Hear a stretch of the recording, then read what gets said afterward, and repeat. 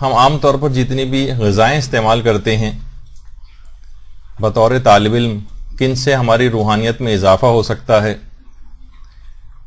کون سی ایسی چیزیں ہیں کہ جو آپ کی روحانیت میں کمی واقع کرتی ہیں؟ عام طور پر دنوں رات ہم ان چیزوں کو استعمال کرتے ہیں اور اس کے اثرات کیا ہوتے ہیں وہ بھی آپ گفتگو میں آگے چل کر ملاحظہ فرمائیں گے۔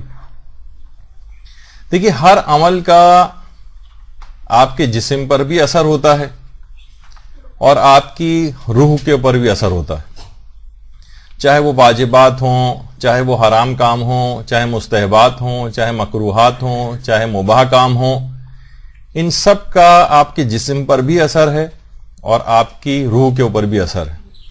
مثلا اگر ہم نماز کو لیں، نماز جسمانی اعتبار سے ایک ایکسرسائز ہے، اس کے اندر اس کے جسمانی اعتبار سے بہت سارے فائدے ہیں۔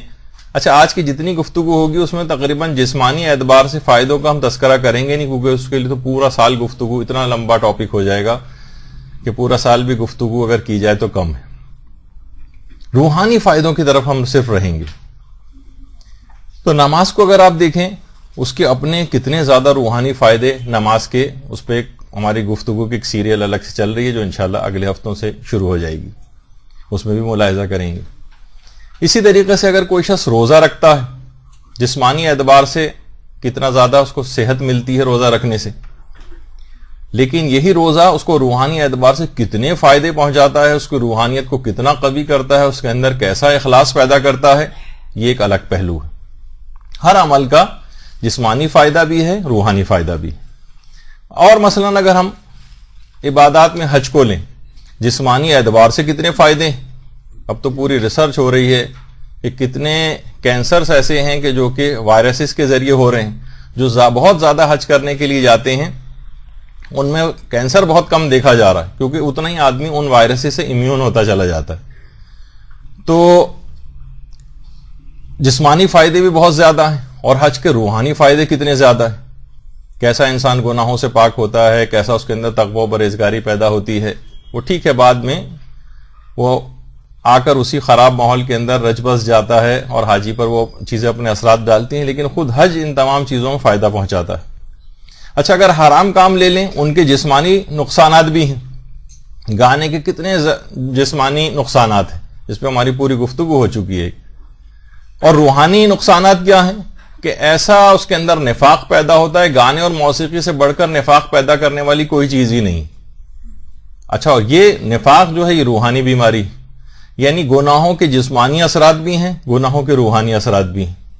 اسی طریقے سے مستحبات ہیں، مثلا اگر کوئی شخص اذان دیتا ہے، جسمانی اعتبار سے بہت زیادہ فائدے ہیں، کان کی بیماریوں کے لیے بہت فائدہ مند ہے۔ گھر میں اگر اکثر بیماریاں رہتی ہوں تو بآواز بلند گھر میں اذان دینا، اس کا بہت فائدہ ہے کہ بیماریاں گھر سے، اس کا مطلب ہے جراثیم وغیرہ بھی دور ہوتے ہیں۔ اور روحانی اعتبار سے روایات میں ہے کہ اذان دینے سے شیاطین گھر سے فرار اختیار کر جاتے ہیں۔ جب شیطان نہیں رہے گا گھر میں تو گناہ بھی نہیں ہو پائیں گے، آپس میں لڑائی جھگڑے بھی نہیں ہوں گے، وسوسہ بھی جو ہے کم سے کم انسان کو آئے گا۔ تو اس کے مستحبات کے بھی جسمانی فائدے بھی ہیں، روحانی فائدے بھی ہیں۔ میں ایک ایک صرف مثال دیتا ہوا جا رہا ہوں تاکہ اپنی گفتگو جو بات کرنی ہے وہاں تک پہنچوں۔ اسی طریقے سے بہت سے مکروہات ہیں، مثلا بھرے پیٹ پر کھانا کھانا مکروہ، بھرے پیٹ پہ کھانا کھانا۔ اب کتنا زیادہ اس کی جسمانی اعتبار سے تو جو نقصانات اپنی جگہ ہیں، بسیار خوری کے، زیادہ کھانے کی، لیکن روحانی اثرات کہ انسان عبادات سے مانع ہو جاتا ہے، اس کی توفیقات کم سے کم تر ہوتی چلی جاتی ہیں وغیرہ وغیرہ، یہ سب روحانی نقصانات ہیں۔ مباحات کے اندر مثلا اگر کوئی شخص زیادہ دیر رات کو جاگے، جسمانی نقصانات بھی، یعنی مثلا ٹی وی دیکھتے ہوئے گزار رہا ہے اور مثلا ناول پڑھتے ہوئے گزار رہا ہے، اور اکثر و بیشتر لوگوں کا لائف سٹائل ہی ایسا ہو گیا ہے کہ دیر سے سوئیں گے تاکہ نہ نماز شب کے لیے اٹھ سکیں، نماز فجر کے لیے اٹھ سکیں۔ کتنا زیادہ ہم سنتے ہیں، بلکہ ہمارا جو مدرسے کا پیج ہے اس پہ ہمیں کوئی عملیات میں سے کوئی چیز ڈالتے ہیں کہ جس کو بعد نماز فجر کرنا ہوتا ہے، تو اکثر لوگ اس پہ ایک سیڈ فیس کا ایک وہ بنا دیتے ہیں کہ یہی تو سب سے بڑا مشکل کام ہے کہ فجر میں اٹھے گا کون اس عمل کو کرنے کے لیے۔ تو یہ سب چیزیں کیا ہیں؟ زیادہ دیر تک جاگنا، یہ جسمانی نقصانات بھی ہیں اور اس کے روحانی نقصانات بھی ہیں کہ انسان بہت ساری عبادات سے کس طرح سے محروم ہوتا ہے۔ یہ تو چھوڑیے جو ترک اولا ہے انبیاء کے ساتھ، کہ حضرت آدم سے جو ترک اولا ہوا تھا اس کے اثرات آج تک ان کی نسل کے اندر چلتے چلے جا رہے ہیں۔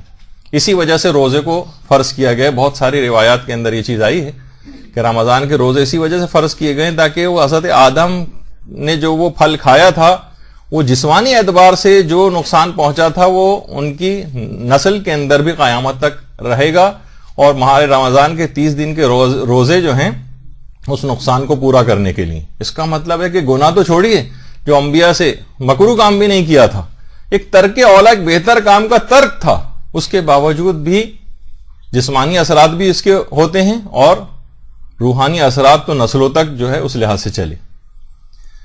تو اسی طریقے سے تمام جب اعمال کا جسم اور روح دونوں کے اوپر اثر ہے، اسی طریقے سے ہمارے کھانے پینے کی جتنی چیزیں ان کا بھی ایک اثر ہے۔ یہ بھی کہا جاتا ہے کہ قرآن کی آیات بھی ہے کہ یا ایھا الذین آمنوا کلوا من طیبات ما رزقناکم، یعنی پاک و پاکیزہ چیزیں کھانے کا قرآن نے کہا ہے، پاک و پاکیزہ چیزیں، کیونکہ ہر وہ چیز جس سے اسلام نے منع کیا ہے، چاہے وہ حرام ہو یا مکروہ ہو، اس کے جسم اور روح دونوں کے اوپر نقصانات ہیں، ان اثرات کے باعث منع کیا گیا ہے۔ ہر وہ چیز کہ جو جسم کو فائدہ پہنچانے والی ہو اس کو اسلام نے کھانے کا حکم دیا۔ تو ان تمام چیزوں کے اثرات ہیں، بعض اوقات ہم دیکھتے ہیں کہ ہم ان اثرات تک ہمیں اندازہ نہیں۔ مثلا بہت ساری چیزیں ایسی ہیں کہ دیکھیے عقیقہ کروانا، زندہ شخص کا عقیقہ ہوتا ہے نا، لیکن اگر کسی شخص کا عقیقہ نہیں ہوا اور وہ مر گیا ہے تو کچھ روایات میں یہ بھی کہا گیا ہے اس مرے ہوئے آدمی کا ہی عقیقہ کرواؤ۔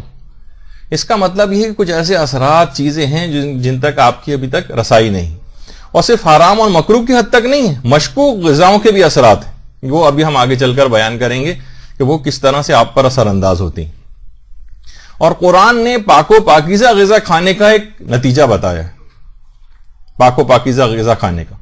یا ایھا الرسول کلوا من طیبات واعملوا صالحا، اے رسول پاک و پاکیزہ چیزیں کھاؤ اور عمل صالح انجام دو، یعنی دونوں کے اندر ایک خاص رابطہ ہے۔ عمل صالح انسان اسی وقت انجام دے سکے گا جب وہ پاک، اس کی غذا پاک ہوگی، اور اگر غذا کے اندر کچھ ایسی حرام چیزیں پیدا ہو گئیں جس کا بھی آگے چل کر اشارہ ہوگا، جس کو اسلام نے منع کیا ہے، تو پھر وہ انسان عمل صالح یعنی اس کی روحانیت کے اوپر اثر انداز ہونے لگے گی وہ چیز۔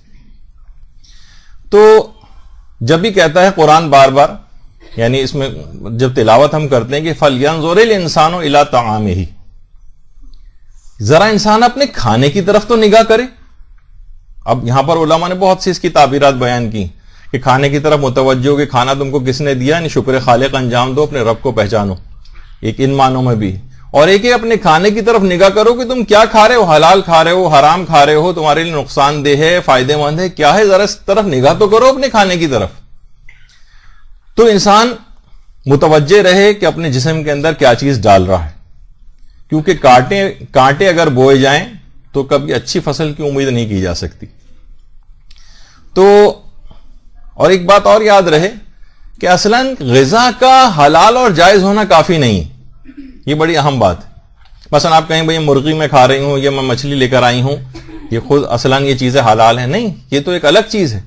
ذرائع آمدنی کا حلال اور مباح ہونا بھی ضروری، جس سے آپ وہ چیزیں خرید کر لا رہی ہیں، کیونکہ وہ بھی آپ کے اثرات جسم اور روح کے اوپر اسی طرح سے منطبق ہوں گے کہ جتنا کسی کا حلال رزق ہوگا، جتنا پاکیزہ رزق ہوگا، اتنی ہی اس کی روح قوی ہوگی، اتنی ہی اس کی روح طاقتور ہوگی، اتنے ہی اس کے اخلاق اچھے ہوں گے، اور جتنی اس کی غذا حرام ہوگی، جتنے اس کے ذرائع آمدنی حرام ہوں گے، روح اس کی اتنی ہی زیادہ کمزور ہوگی، گناہوں کے مقابلے میں اتنی ہی زیادہ کمزور ہوگی، شیطان کے مقابلے میں اتنی ہی زیادہ کمزور ہوگی۔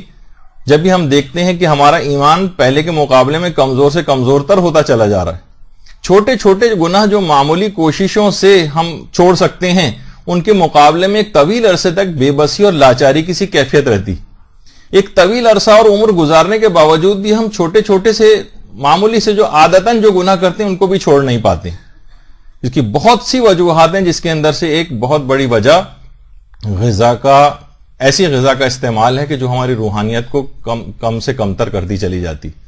اور حرام چیز اور حرام غذا اس کے یہ اثرات جو آپ کو تصویر کے اندر نمایاں ہیں، جو اشخاص چشم برزخی رکھتے ہیں وہ تو باقاعدہ اپنی آنکھوں سے اس قسم کے کھانوں کو ان کی اصل شکل کے اندر دیکھتے ہیں. بہت سے افراد کو وہ کھانا مثلا جو حرام مال کا کھانا، مشکوک مال کا کھانا، اس طرح کی چیزیں اس میں باقاعدہ خون اور نجاستیں وہ اپنی آنکھوں سے، جو بظاہر آدمی قورمہ بریانی کھا رہا ہوگا لیکن چشم برزخی میں وہ اپنی اصل حقیقت میں وہ چیز نظر آئے گی، اس کے اندر آگ نظر آئے گی، اس کے اندر عذاب اس کو نظر آئیں گے کہ یہ چیز جب بھی روایات کے اندر نہیں آتا کہ جو شخص خمس کھاتا ہے، امام فرماتے ہیں گویا وہ آگ ہے جو کھا رہا ہے، وہ اپنے پیٹ کو آگ سے بھر رہا ہے. تو رزق حرام سے بچنا ازحد ضروری ہے. آج بہت زیادہ ہم فقہی مسائل تو اس سلسلے میں بیان نہیں کریں گے کیونکہ وہ ایک الگ موضوع ہو جائے گا، لیکن پھر بھی اشارتاً بہت ساری چیزیں ایسی ہیں. دیکھیے اسلام کیوں کہتا ہے کہ غیر مسلم کے ہاتھ کا ذبیحہ جو ہے جائز نہیں؟ کیوں؟ اس کے ایک حرام اثرات ہیں جو آپ کے جسم کے اوپر بھی منطبق ہوتے ہیں، روح کے اوپر بھی منطبق ہوتے ہیں. ورنہ وہی چھری کوئی مسلمان چلائے، کافر چلائے، بظاہر تو کوئی فرق نظر نہیں آ رہا، وہ ساری شرائط بھی پوری کرا. نہیں، مسلمان کا ذابح ہونا ضروری، جو ذابح ہے اس کا مسلمان ہونا ضروری. تو جو ذبح کرنے والا ہے اس کا مسلمان ہونا چاہیے. اور حج کی قربانی میں تو امام خمینی کہتے تھے کہ مومن بھی ہونا چاہیے. اس کا مطلب ہے، یعنی فقط ان کا ہی مسئلہ تھا، تو اس کا مطلب یہ ہے کہ ان تمام چیزوں کے اثرات ہیں، جسمانی اعتبار سے بھی اثرات ہیں، روحانی اعتبار سے بھی اثرات ہیں. بغیر چھلکے کی مچھلی بظاہر وہی مچھلی ہے، بالکل اسی طریقے سے پکائی جاتی ہے، ویسے اس کی اپیرنس ہے، سب چیزیں ویسی ہیں، لیکن چھلکے والی مچھلی جائز ہے، بغیر چھلکے کی مچھلی حرام ہے کیونکہ اس کے اثرات بد ایسے ہیں.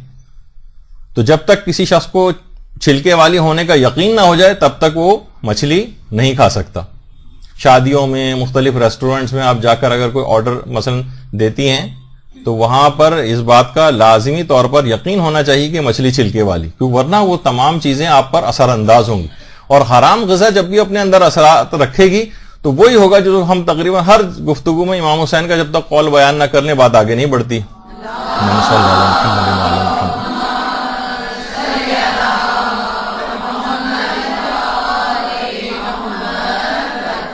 اتنے زیادہ خطبات امام دیتے جا رہے ہیں لیکن یزیدی فوج پر کوئی اثر نہیں ہو رہا. امام نے فرمایا مجھے پتا ہے کہ تم پر اس وجہ سے اثر نہیں ہو رہا ہے کیونکہ تمہارے پیٹ حرام غذاؤں سے بھرے ہوئے ہیں. تو اب چاہے وہ حلال کا لیبل اس کے اوپر لگا دیا جائے، بہت سے باہر ویسٹرن کنٹریز کے اندر باقاعدہ ایسے ڈبوں کے اوپر مثلا حلال لکھا ہوا ہوتا ہے یا کوئی سرٹیفکیٹ وغیرہ ہوتا ہے. مقصد صرف یہی نہیں کہ آپ کو صرف ایک یاد دہانی کرنا، آغا سیستانی بھی فرماتے ہیں اور دیگر مراجع کا کہ سرٹیفکیٹ یا کسی چیز کا حلال لکھے ہونے سے کوئی فرق نہیں پڑتا جبکہ آپ کو خود یقین اور اطمینان نہ ہو کہ یہ چیز حلال ہے اس کے اندر. تو اگر کوئی بھی شخص حرام اس طرح سے کوئی چیز اس کے جسم کے اندر جائے گی تو اس حرام غذا سے جو توانائی حاصل ہوگی وہ انسان کے رگ و پے کے اندر سرایت کرتی. وہی ہے کہ اگر کوئی چشم برزخی رکھے تو واقعی وہ دیکھ سکتا ہے کہ وہ کیسا وہ آگ سی ہے جو اس کے رگ و پے کے اندر چلتی چلی جا رہی. تو اب وہ کیا ہوگا، اس سے ایک خاص ایک ظلمت پیدا ہوگی، ایک تاریکی پیدا ہوگی اس کے جسم کے اندر جیسی یہ چیز جائے گی. مثلا آنکھ کے اندر وہ توانائی جب جائے گی حرام غذا کی یا مشکوک غذا کی یا جس کو اسلام نے منع کیا اس غذا کی، تو اب اس آنکھ کو خدا کی نافرمانی کے اوپر آمادہ کرے گی، حرام نگاہ اس کے اوپر ڈالی جائے گی. باقاعدہ اس پہ مدرسے کی کتاب بھی جس کو لیا جا سکتا ہے. اسی طریقے سے زبان کے اندر یہ توانائی جائے گی. اب ہر قسم کی اس زبان کی جتنے بھی گناہ ہیں اس سے زبردستی وہ کروائے گی وہ توانائی، کیونکہ اس میں حرام توانائی آ چکی ہے. اسی طریقے سے چاہے وہ غیبت ہو، جھوٹ ہو، دیگر حرام ہو، اسی طریقے سے جہاں جس اعضاء و جوارے میں وہ چیز جائے گی وہ توانائی جائے گی، اس کو برائی کے اوپر آمادہ کرے گی. اور بس ایک بار بھی اگر یہ جسم کے اندر پہنچ جائے تو بہت بڑے نقصان کا باعث بنتی. یہی وجہ ہے کہ شہید دستغیب شیرازی نے باقاعدہ کتاب گناہ کبیرہ کے اندر ایک عباسی بادشاہ جس کا نام مہدی تھا اس کا ایک واقعہ بھی لکھا ہے کہ اس نے ایک عالم دین کو بلوایا تھا اپنے پاس جن کا نام تھا شریک ابن عبداللہ، اور کہا تھا شریک کہ تمہیں 3 باتوں میں سے ایک بات تو ضرور قبول کرنی پڑے گی. اس نے پوچھا کیا؟ کسی صورت مان نہیں رہے تھے کہ میں ظالم بادشاہ کے پاس کیا کرنے جاؤں گا.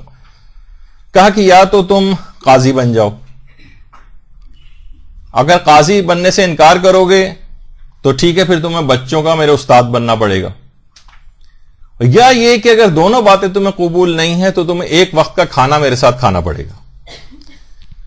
عباسی بادشاہ نے جو مہدی تھا اس نے کہا کہ 3 باتوں میں سے ایک بات ضرور قبول کرنی پڑے گی. عالم دین نے بہت سوچا, کہا کہ سب سے آخری والی بات ذرا آسان لگ رہی ہے, ایک وقت کا کھانا ہی تو کھانا ہے. اور کہا کہ میں آخری بات کو قبول کرتا ہوں. جیسی بادشاہ کے باورچی نے یہ بات سنی تو کہا کہ اب شریک ابن عبداللہ نجات نہیں پا سکے گا. اس نے ایک دفعہ فقط بادشاہ کے ہاں کا کھانا کھایا, ظلم پر مبنی مال اس کے جسم کے اندر گیا, وہ حرام مال. اس کے بعد اس نے قاضی کا عہدہ بھی قبول کیا اور بادشاہ کی خوشنودی کے لیے ہر قسم کے ناجائز فتاوے بھی دی, صرف ایک وقت کے حرام کھانے نے. اور وہ بعد میں ملتا ہے کہ شریک ابن عبداللہ قاضی بننے کے بعد اتنا زیادہ سختگیر ہو گیا تھا کہ گندم کی ایک ایک تھیلی کے اوپر اتنا زیادہ سختگیری کرتا تھا, اور جب لوگ شکایت کرتے تھے تو کہتا تھا کہ میں نے گندم سے زیادہ قیمتی چیز اپنی بیچی ہے, اپنا ایمان. میں ایک ایک گندم کی ایک یعنی بہت زیادہ لوگوں کے اوپر اس نے مظالم کیے. تو آپ نے دیکھا کہ صرف ایک وقت کا اگر مال حرام جسم کے اندر چلا جائے تو کتنے اثرات رکھتا ہے, اور پھر ایک سیریز ایک گناہوں کی چل پڑتی جب ہم اس کے بعد اپنے آپ کو بے بس سمجھتے ہیں گناہوں کے مقابلے میں. یہی وجہ ہے کہ ہمارے پیغمبر اسلام ختمی مرتبہ صلی اللہ علیہ وآلہ وسلم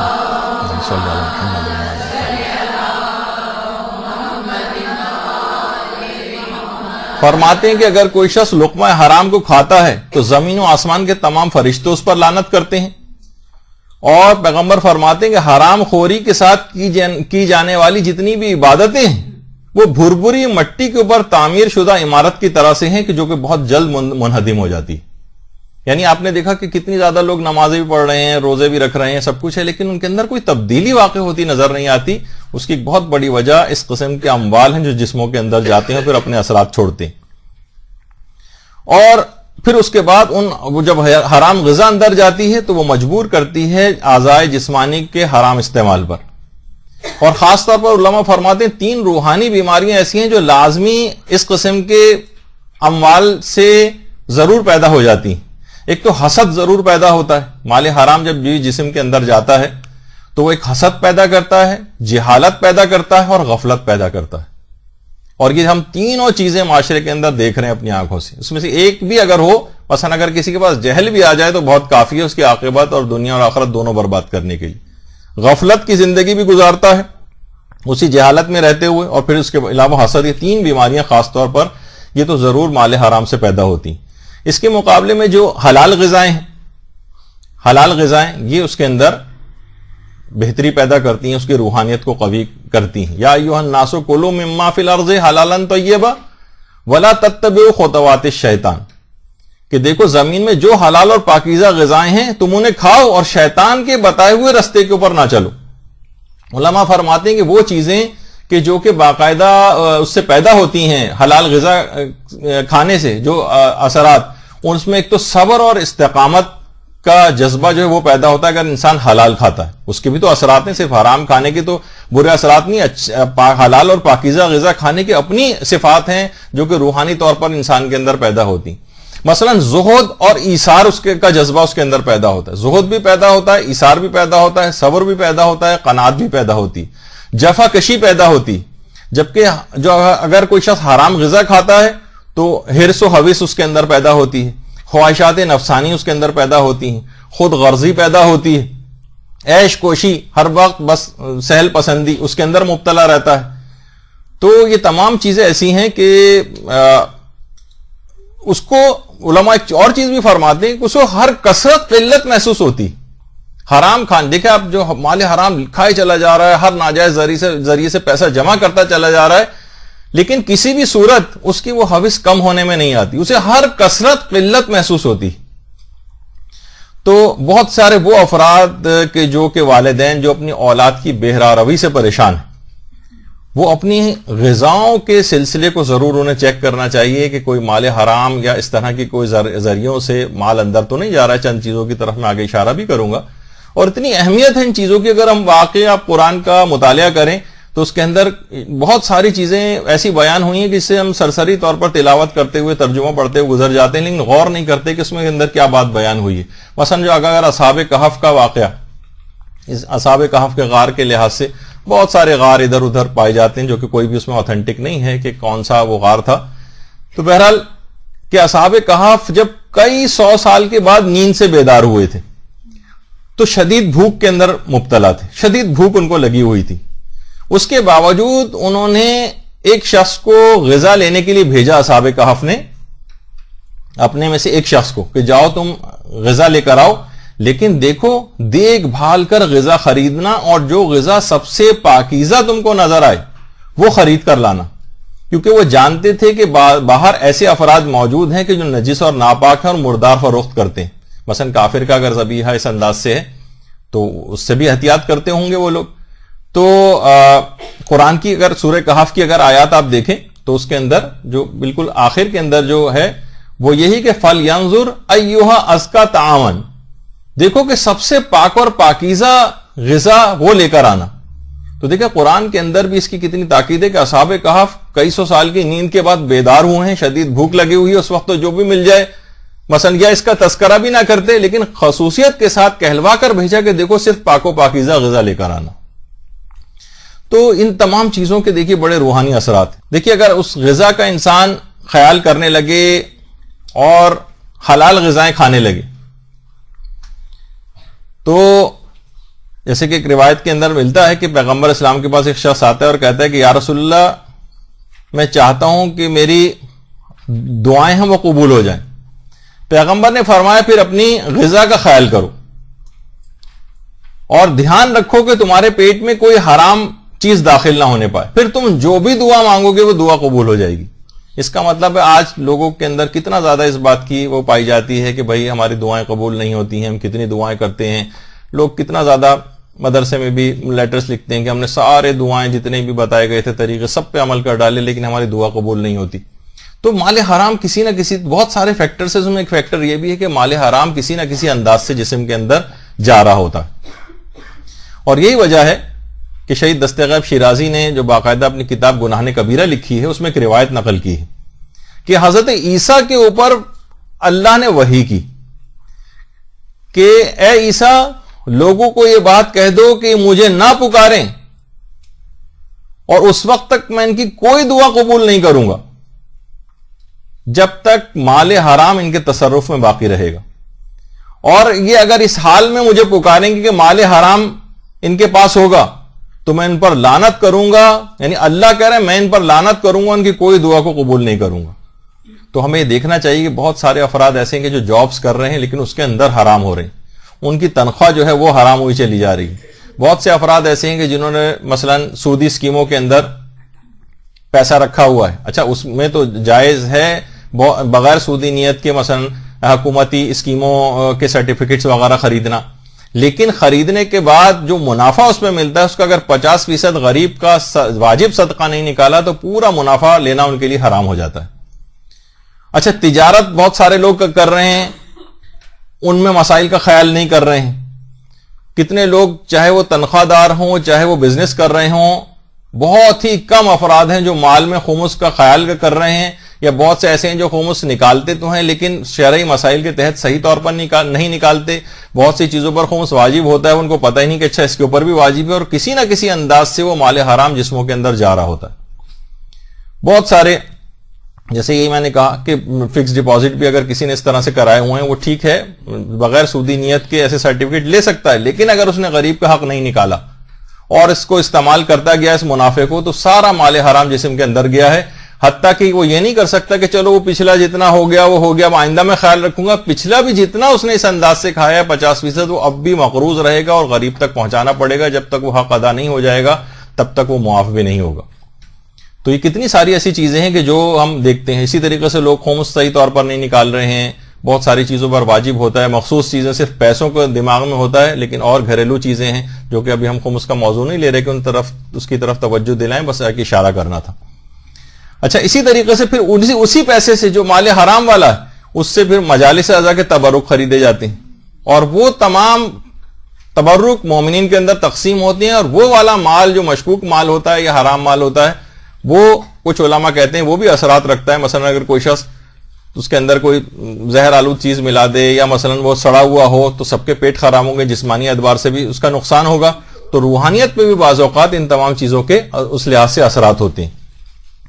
تو اپنے بھی ذرائع کو صحیح طور پر کرے، پھر دوسرے لوگوں کو مثلا اپنی اولاد کی تربیت کر رہا ہے، مومنین میں تبرک تقسیم کر رہا ہے، تو اس کے اندر بھی اس قسم کا کوئی حرام نہیں جانا چاہیے. یہی وجہ ہے کہ آیت اللہ علویہ گرگانی وہ اپنے درس میں ایک دفعہ فرما رہے تھے کہ حرام غذا انسانی زندگی کو تباہ و برباد کر کے رکھ دیتی، اس کی روحانی زندگی کو بھی تباہ و برباد کرتی ہے اور دنیاوی زندگی کو بھی تباہ و برباد کرتی ہے۔ بظاہر ہو سکتا ہے اس کے پاس وہ مالدار ہو، پیسے نظر آ، لیکن ایسی پریشانیوں کے اندر گرفتار ہوتا ہے وہ شخص، وہ اپنے اثرات رکھتی ہیں تمام غذائیں۔ تو اور اخروی زندگی اگر انسان کی برباد ہو جائے تو اس کے پاس کیا بچے گا پھر؟ اور یہی وجہ ہے کہ تاکہ یہ جو ہمارے جسموں میں بہت سارے ایسی چیزیں پہنچ جاتی ہیں جو بظاہر ہمارا حرام مال نہیں تھا، لیکن ہم کسی کے گھر گئے، کسی رشتہ دار کے ہاں دعوت میں گئے، جانا بالکل جائز ہے، اس کے گھر کھانا بھی جائز ہے، شرعی طور پر کوئی قباحت نہیں ہے، لیکن جو اس انداز سے جو اثرات رکھتی ہیں وہ چیزیں، کچھ علماء کہتے ہیں کہ ہاں اثرات رکھتی ہیں، تو اسی وجہ سے وہ اثرات آپ کے جسم سے نکل جائیں۔ جب بھی ہفتے میں 2 بار یا کوشش کریں کہ مہینے میں بھی اگر 1-2 دفعہ روزہ رکھ لیا جائے، ورنہ تو امام خمینی کا جو خود سازی چارٹ ہے اس کے اندر ہر پیر اور جمعرات کو روزہ رکھنے کے لیے انہوں نے جو ہے کہا ہے، اور جو ویسے بھی اگر کوئی شخص عام دنوں میں بھی اگر روزے رکھے تو اس روزے رکھنے کے نتیجے میں بہت سارے اس طرح کے مشکوک اموال جو نقصان پہنچاتے ہیں ہمارے جسم و روح کو، وہ روزے رکھنا ان کا جبران کر دیتا ہے۔ تو اسی وجہ سے حکم بھی ہے کہ زیادہ کوشش کرے کہ انسان ہفتے میں 2 مرتبہ، 15 دن میں 1-2 مرتبہ، یا مہینے میں جتنے بھی اس کی جسمانی سہولت کے مطابق وہ اپنے جو ہے وہ روزہ رکھے۔ اپنے واجبات بھی اتارنے ہوتے ہیں اور مستحبات اگر اسے انجام دہی کرنی ہے تو اس لحاظ سے بھی بہت اچھا ہے۔ تو جب اس کی تاکید بھی کی گئی کہ بہت سارے ایسے اموال قہری طور پر بھی آپ کے جسموں کے اندر جاتے ہیں جو آپ کو نقصان پہنچا سکتے ہیں۔ اسی طریقے سے روزہ رکھنے کے متعلق تو یہ بات ہوئی۔ اچھا، جو مشکوک چیزیں ہیں ان کے بھی اثرات ہوتے ہی نہیں، جو سری حرام بھی نہیں ہیں لیکن مشکوک ہیں۔ مثلا جیسے وہی میں نے ابھی مثال دی تھی کہ آپ کو مسئلہ بھی بتایا تھا کہ مشکوک کوئی مچھلی جو شادیوں وغیرہ کے اندر رکھی ہوتی ہے، کسی جگہ آپ ریسٹورنٹ میں کھانے کے لیے گئے، اب آپ کو تحقیق کرنا پڑے گی کہ چھلکے والی مچھلی ہے یا نہیں ہے۔ اگر آپ کو پتہ نہیں ہے تو آپ کو کھانے کی اجازت نہیں۔ اسی طریقے سے مثلا کسی کافر ایئر لائن وغیرہ کے اندر سفر کر رہے ہیں اور وہاں ٹرے آ گئی کھانے کی اور اس کے اندر مچھلی رکھی ہوئی، تو آپ کو اس انداز سے جب تک کہ یقین نہ ہو جائے آپ اس کو چھوڑ دینا ہوگا، کوئی اور آپ اس سے ڈش کا جو ہے وہ فرمائش کر دیں تو وہ آپ کو لا کر دے دے، لیکن مچھلی وغیرہ اس انداز سے نہ کھائیں۔ مسلمان ایئر لائن میں کچھ فقہا کے نزدیک، وہ ابھی میں مسائل کے اندر نہیں جا رہا کہ جہاں اس کی اجازت ہے بھی، لیکن یہ کہ بہرحال آغا سستانی کم سے کم وہ اجازت نہیں دیتے۔ تو اس لحاظ سے مشکوک چیزیں بھی کھانے سے آپ کے اخلاق پر اور آپ کی روحانیت کے اوپر اثرات مرتب ہوتے ہیں، توفیقات سلب ہونے لگتی ہیں، اور علماء فرماتے ہیں مشکوک جو چیزیں ہیں وہ کھانے سے کچھ ایسے برے معنوی اثرات ہوتے ہیں کہ جن سے چشم پوشی نہیں کی جا سکتی، یعنی صرف نظر کر کے بھئی اتنا تو چلتا ہے کہہ کے آپ نہیں یعنی اس کو انجام نہیں دے سکتے۔ پیغمبر اسلام کی اپنی سیرت میں بھی ملتا ہے کہ پیغمبر کے سامنے جب کوئی دودھ وغیرہ اس طرح سے آتا تھا تو پیغمبر جب تک حلال ہونے کا اطمینان نہیں کرتے تھے تب تک اس کو نوش نہیں فرماتے تھے، اور فرماتے تھے کہ مجھ سے پہلے کے جو انبیاء ہیں ان کو بھی اس بات کا حکم دیا گیا تھا کہ فقط حلال اور پاکیزہ غذائیں وہ کھائیں اور فقط اچھے کام انجام دیں، باقاعدہ میزان الحکمہ کی جو روایت ہے۔ تو بہرحال پیغمبر اس انداز سے۔ اچھا، مشکوک چیزوں میں کچھ علماء اس لحاظ سے بھی کہتے ہیں جو بازار میں عام طور پر بازاری غذائیں جو ہوتی ہیں اکثر ان سے بچ نہیں پاتے۔ ابھی بھی ہو سکتا ہے میں نیچے جاؤں تو میرے لیے بازار سے کوئی چیز منگوا کے یہاں پر رکھی گئی ہو انتظامیہ کی طرف سے، لیکن بعض اوقات انسان مجبور ہوتا ہے، کھانی پڑ جاتی ہیں، لیکن بہرحال دماغ میں ضرور رہے کہ جتنا اپنے آپ کو اس سے بچا سکیں، جتنا ان چیزوں سے، بازاری چیزوں سے اپنے آپ کو دور رکھ سکیں، کیونکہ بہرحال یہ اپنے برے اثرات تو رکھتی ہیں۔ خاص طور پر جو کھلی ہوئی ایسی بازاری چیزیں ہیں کہ جس پہ ہر شخص کی نگاہ پڑتی ہے، تو علماء فرماتے ہیں اس کے اندر تو لازمی بے برکتی پیدا ہو جاتی۔ شوکیس میں رکھی ہوئی چیزیں، مٹھائیاں، ہر شخص آ کے دیکھ رہا ہے، باہر سے گزرنے والے فقیر حسرت بھری نگاہوں سے اس کو ان چیزوں کو دیکھ رہے ہیں، جو افورڈ نہیں کر سکتا وہ دیکھ رہا ہے، تو اس پر سے ایک برکت جو ہوتی ہے کھانے کی وہ ختم ہو جاتی ہے۔ اور بے برکت اگر کوئی چیز ہو جائے تو وہ ایک لحاظ سے منحوس جسے کہا جائے، یعنی اگر ہم بے برکت کے لفظ کو ذرا ویسا بنائیں تو اس کو یہ کہا جائے گا۔ تو اس کے اندر یعنی پھر اول تو وہ مضر صحت بھی کتنی ہیں باہر والی چیزیں، تو اس طرح کی بہت ساری چیزیں ہوتی ہیں۔ یعنی ایک صاحب جو بالکل میرے قریبی رشتہ دار ہیں، ان کے پاس فرسٹ ہینڈ اس کی انفارمیشن ہے کہ ایک بہت بڑی کھانے کے جو کراچی کے اندر خاص طور پر ایک جگہ ہے جہاں لوگ کھاتے ہیں، وہ مری ہوئی مرغیوں کا سب سے بڑا خریدار ہے. تو اب سوچیں کہ مردار اگر کوئی شخص کھا رہا ہوگا اس کے کتنے اثرات ہوں گے. آپ وہی بڑے ٹیسٹ اس کا ڈیولپ آپ نے کیا ہوا اور وہاں سے بار بار جو ہے چیزیں منگوائی جاتی ہیں، تو ان تمام چیزوں کے روح کے اوپر اثرات مرتب ہوتے ہیں.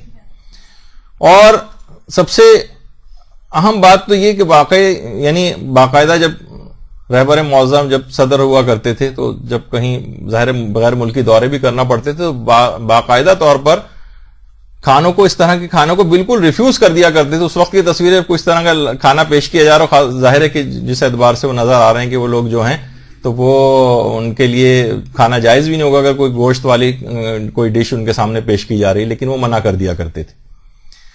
تو یہ تمام چیزیں ایسی ہیں کہ ان سب چیزوں کے بڑے ویسے اثرات ہیں، اور اس حد تک ہیں کہ علامہ ہلی کے ایک بیٹے جو ان کا نام فخر المحققین تھا، یہ ایک ایسے نابغہ روزگار اور جینیس شخصیت تھے کہ نابالغیت کے زمانے میں مجتہد ہو گئے تھے. نابالغ تھے اور مجتہد ہو گئے تھے. فخر المحققین یعنی اپنے لقب ہی سے مشہور ہو گئے، علامہ ہلی کے بیٹے. اب علامہ ہلی نے کہا کہ ٹھیک ہے، جب تم علم میں اتنی صلاحیت پیدا ہو گئی تو تم ایسا کرو کہ ممبر پہ بیٹھ کے لوگوں کو درس دیا کرو. یہ تیار ہو گئے، نابالغ تھے، ممبر پہ بیٹھے. جب لوگ آ کر جمع ہوئے اور تقریر شروع کی، خطبہ پڑھنے کے بعد جیسی اپنی نگاہ اٹھائی تو چیخ ماری اور ممبر سے ادھر کے نیچے کھڑے ہو گئے. علامہ ہلی نے کہا کہ بھائی کیا بات ہو گئی ایسی؟ کہا کہ بابا میں لوگوں کو دیکھ رہا ہوں کہ کوئی سور نظر آ رہا ہے، کوئی گیدڑ نظر آ رہا ہے، کوئی چیتا نظر آ رہا ہے، کوئی یعنی جانوروں کو انسان کیسے درس دے؟ یعنی مجمع عام جو عام لوگوں کا ایک مجمع تھا اس کے اندر ظاہر اب کیا ہے کہ اتنی زیادہ روحانیت قوی تھی. فخر المحققین کی سارے باپ کا گھر، وہاں گناہ کا کوئی وجود نہیں ہے، ہر وقت صرف واجبات اور مستحبات کا دورہ ہے.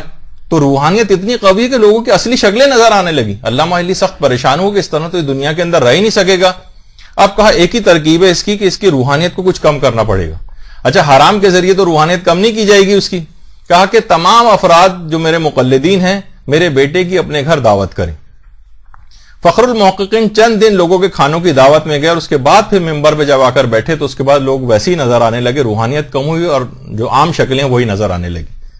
اس کا معنی کیا ہوئے کہ مشکوک صرف حرام لوگوں کے گھروں کے اندر دعوت کھانے جانا، جب آپ کو پتا ہے کہ وہاں پر کوئی معلوم نہیں کہ حرام ہے بھی یا نہیں ہے تو آپ کے لیے کھانا جائز ہے بالکل. لیکن کیا ہے کہ مال مشکوک جسم کے اندر گیا اور اس نے فخر المحققین کی روح کے اوپر ایک ایسے اثرات کو مرتب کیا کہ اس سے ان کی روحانیت کم ہوئی اور دنیا میں رہنے کے قابل ہو سکے وہ.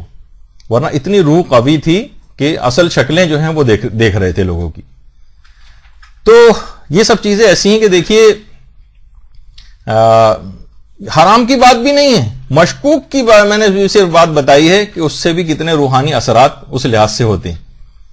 اور بہت سی روایات میں کہ بندہ اس وقت تک متقین کے درجے تک پہنچ نہیں سکتا جب تک کہ وہ حرام چیزوں سے نہ بچے اور ان کو چھوڑ نہ دے جب تک. تو کیونکہ جو شخص بھی مشتبہ چیزوں کو انجام دینے لگتا ہے تو وہ صریح حرام میں بھی داخل ہو جاتا ہے. دیکھیں کتنے ہمارے پاس سوالات آتے ہیں کہ کیا فلاں والا میوزک، جائز والا میوزک ہم سن سکتے ہیں، اور بہت ساری شیقیں لگاتے ہیں کسی طریقے سے. اچھا بہت سی چیزیں وہ جائز میں جا بھی سکتی ہیں، لیکن ہم ان سے یہی کہتے ہیں کہ بھائی آپ اپنے بچوں کو وہ بالکل کارنر اور ایج کے اوپر کیوں رکھنا چاہتے ہیں؟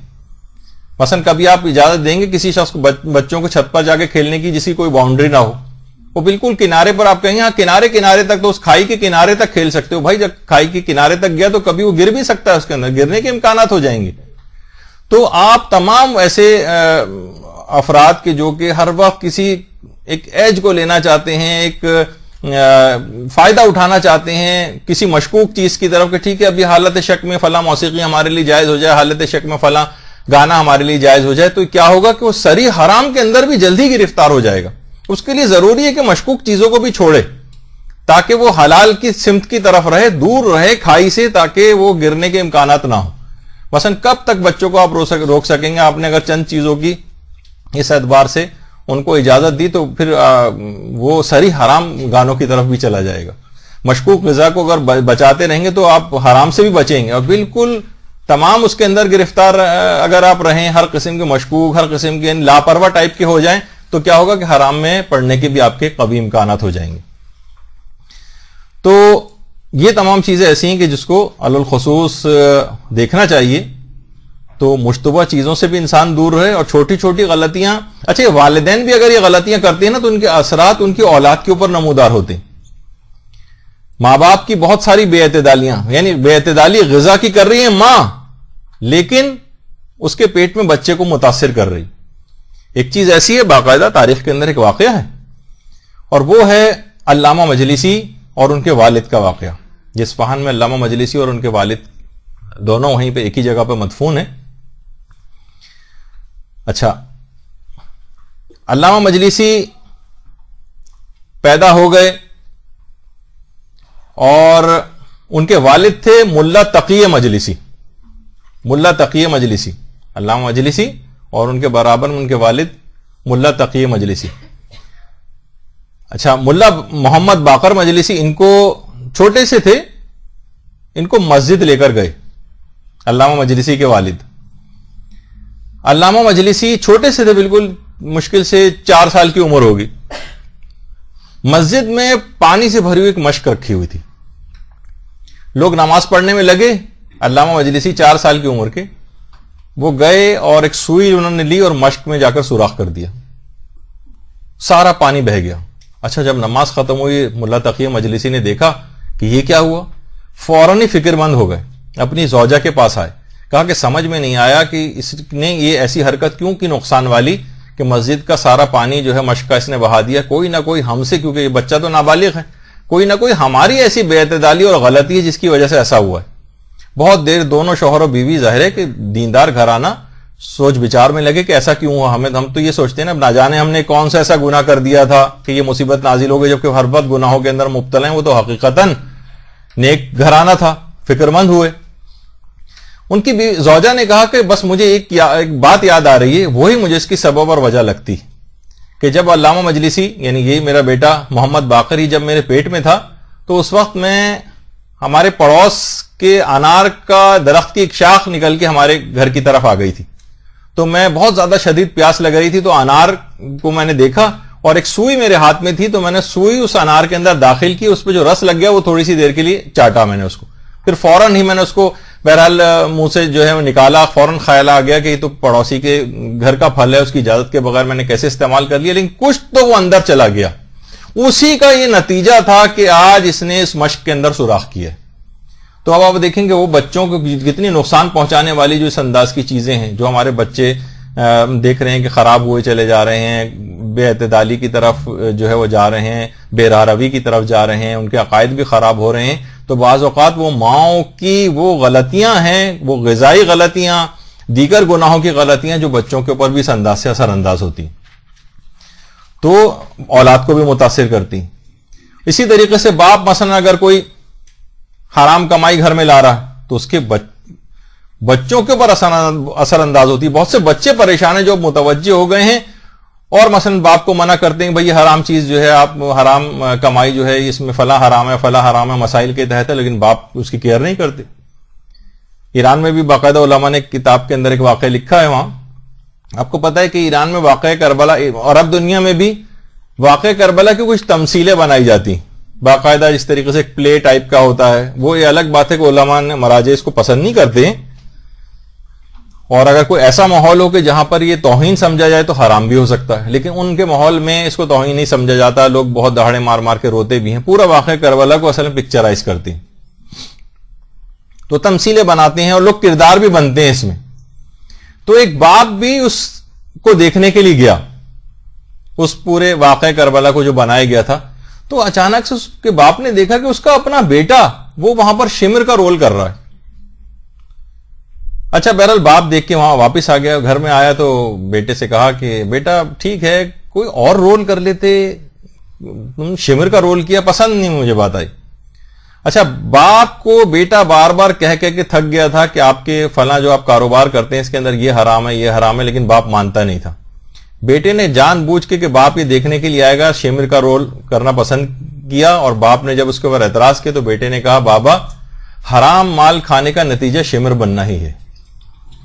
تو مقصد کہنے کا یہ ہے کہ اگر اس انداز کی چیزیں مثلا باپ خیال نہیں کر رہا ہے، اپنے بچوں کی غذاؤں کا خیال نہیں کر رہا ہے، تو اس طرح کے اثرات ہوتے ہیں، کیونکہ یہ تمام افراد کہ جو اس طرح اتنے بڑے ظالم بنتے ہیں تو یہ مال حرام ان کے جسموں میں موجود ہوتا ہے. تو اچھا، جب بھی مال حرام جسم کے اندر جاتا ہے تو دلوں کو تاریک بناتا ہے، برے برے خیالات، شہوانی خیالات، اخلاق رذیلہ، سوء ظنی، غیبت، لوگوں کی برائیاں، یہ اس کے خود بخود یہ چیزیں پیدا ہوتی چلی جاتی.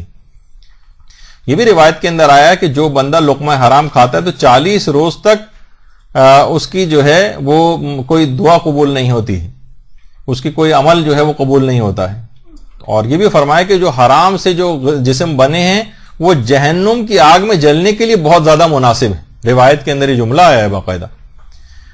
تو دیکھیں، ہم تو ہمارے ساتھ وہی مسئلہ ہو گیا نا کہ جسم اتنے زیادہ حرام کے عادی ہو گئے کہ بلکہ حلال غذا شاید اندر چلی جائے تو ان کو الٹی ہونے لگے یا قے ہو جائے. جیسے وہ کون سا وہ اخبار ایوننگ اسپیشل وغیرہ یہاں پہ نکلتا ہے چٹپٹی خبروں والا، اس میں یہ تھا کہ پرانی دشمنی کی وجہ سے خالص آٹا کھلا دیا. اب اس بیچارے کے ساتھ جو وہ خالص آٹا کھانے کا عادی نہیں تھا تو اس کے اسپتال جانا پڑ گیا اس کو. تو ہم لوگوں کے لیے ساتھ باقاعدہ کبھی کبھی یہ صورتحال بھی ہوتی ہے. تو جسم عادی نہیں رہے ہیں حلال اور پاکیزہ غذاؤں کے. تو اس حد تک اس کی یعنی حلال غذا کی اتنی زیادہ اس کے فائدے ہیں کہ پیغمبر فرماتے ہیں، سفینۃ البحار جو کتاب ہے پیغمبر ختمی مرتبت صلی اللہ علیہ وآلہ وسلم،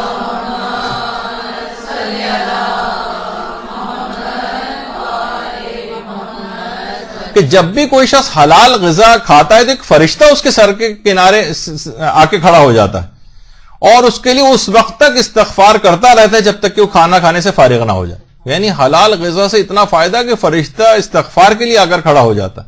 یہی وجہ ہے کہ کھانے پینے کی جو چیزیں اس کے اندر جو حرام چیزیں، جیسے مثلا یہ شراب اگر کوئی شخص پیتا ہے معاذ اللہ، یہ بھی مرض بڑھتا جا رہا ہے. لوگ عام طور پر بہت سی خواتین تک اس کی عادی ہیں اور باقاعدہ لکھ کے پوچھتی ہیں کہ اس سے پیچھے چھڑانے کا کوئی ہمیں کوئی دعا طریقہ بتائیں. مردوں کو تو چھوڑیے، اب خواتین بھی اس کی معاذ اللہ عادی ہوتی جا رہی ہیں. ام الخبائث اسی وجہ سے کہا جاتا ہے اس کو کہ کھانے پینے کی چیزیں یہ روحانی، پھر انسان ہر قسم کے جسمانی اور ہر قسم کی روحانی برائی کے اندر بھی مبتلا ہوتا چلا جاتا ہے. روح کو تباہ و برباد شراب کر کے رکھ دیتی ہے. دیکھا جائے تو ایک مشروبی تو ہے نا، اس کے جسم پہ اثر ہونا چاہیے تھا، نہیں، روحانی اثرات. تو بہرحال جو علامہ تقی جعفری جو قرآن کی آیت ہے کہ جو پاک و پاکیزہ زمین ہوتی ہے وہاں سے پاک و پاکیزہ سبزہ ہوا کرتا ہے، اور جو خبیث زمین ہوتی ہے وہاں سے خبیثی ہوا کرتا ہے. تو یہ دیکھیں کہ جسم کے اندر ہم کیا چیزیں ڈال رہے ہیں، تو اپنے ذرائع آمدنی کا خیال کرنا چاہیے. اور یہ بھی روایات کے اندر آیا کہ حلال رزق کمانا میدان جنگ میں تلوار لے کر مقابلہ کرنے سے زیادہ سخت شمار کیا گیا. ٹھیک ہے کہ آج کل لوگ کہتے ہیں نا کہ بہت مشکل ہے، واقعی مشکل ہو سکتا ہے ہو، کیونکہ ایک سے کرنے جا رہے ہیں ہم کاروباری معاہدہ، یا اپنا پارٹنر ہے وہ اس کا خیال نہیں کر رہا، ہمارے پاس جو پیسے یعنی پیسہ جمع ہے وہ انویسٹ کر رہے ہیں، پتہ چلا اس پہ پہلے سے خمس واجب الادا تھا، پروفٹ کہیں سے آ رہا ہے، اس کے اندر سود اور حرام چیز شامل ہوئی جا رہی ہے. تو یہ تمام چیزیں ایسی ہیں کہ مثلا بہت سارے لوگ جو مختلف جابس وغیرہ کرتے ہیں، عام آفس جابس جو پرائیویٹ جابس کر رہے ہیں، ٹھیک ہے اس کے اندر کوئی حرام کام بھی نہیں، لیکن حرام کس طرح سے شامل ہو جاتا ہے. مثلا ٹائمنگز کا اگر خیال نہ کریں، آپ نے مثلا 8 گھنٹے ٹائمنگز کا شروع میں ایگریمنٹ کیا ہے، معاہدہ کیا ہے آپ کا، اور آپ نہ دیر سے پہنچ رہے ہیں، جلدی اٹھ کر جا رہے ہیں، بیچ میں سے مثلا نماز پڑھنے کا آدھا گھنٹہ آپ کو دیا گیا تو آپ نہ 1-1 گھنٹہ 1.5 گھنٹہ لگا رہے ہیں، تو اتنے آپ سیلری کے مالک نہیں ہوتے جتنی دیر کا آپ نے وہ کام کیا. جیسے عام طور پر عام پرائیویٹ بینکس جو ہیں جو سودی کام کرتے ہیں، سودی اس میں جو جاب جو جتنی دیر وہ سودی کام کرے گا اتنی دیر کی تنخواہ اس کے لیے حلال نہیں ہوگی. تو اس کو اگر کوئی شخص مجبوری کے تحت یہ کام کر بھی رہا ہے بل تو اس کو کوشش کرنی چاہیے کہ کوشش کرے کہ وہ جائز کوئی جاب تلاش کرے. لیکن اگر وہ مجبور بھی ہے تو جب تک جاب نہیں مل رہی تو اتنی دیر جتنی دیر بھی اس نے سودی کام کیا ہے اس کے ٹائم کو کیلکولیٹ کرے، اس کے برابر یا تو اس بینک سے تنخواہ نہ لے وہ، لیکن اگر وہ وہاں سے مل ہی رہی ہے تو لینے کے بعد اتنا مال اس کو حاکم شرع تک پہنچانا پڑے گا جو حرام کام کرنے کی جو اجرت ہے وہ بھی استعمال نہیں کر سکتا. تو کتنے ایسے ذرائع ہیں کہ حرام جسموں کے اندر اس انداز سے چلا جاتا ہے. جب بھی توبہ وغیرہ بھی قبول نہیں ہوتی. ایک شخص توبہ کر رہا تھا حضرت امیر المومنین کے سامنے کہ توبہ توبہ توبہ کی آواز، اللہم صلی علی محمد و علی محمد.